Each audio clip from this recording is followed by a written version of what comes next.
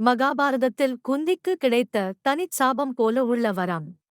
மகாபாரதத்தின் மாய பிரபஞ்சத்தில் குந்தி தேவியின் வாழ்க்கை நம் அனைவருக்கும் ஆழமான பாடமாக விளங்குகின்றது. அவளுக்கு கிடைத்த அரிய வரம் பரம சக்தியினை தந்தாலும் அதே நேரத்தில் அதற்கெதிரான சாபமாக மாறியது. குந்தியின் சிறிய பருவத்தில் தன் பக்தியால் முனிவர் துர்வாசரை பூரித்தார்.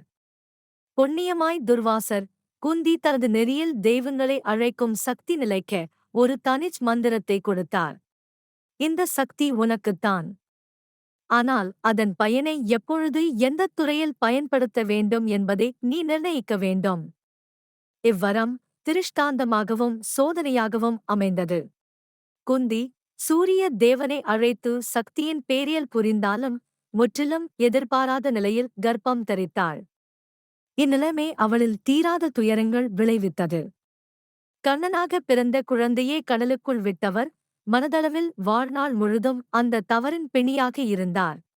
சமமான பரிமாணங்களில் நாம் எல்லோருமே அத்தனை சக்தியுடனும் பிறந்ததாக காமிக்கும் குந்தியின் கதை சுயமுன்னேற்றம், தியாகம் மற்றும் பாலன்ஸ் எனும் 3 அடிப்படைகளுக்கு சிறந்த வழிகாட்டியாக திகழ்கிறது.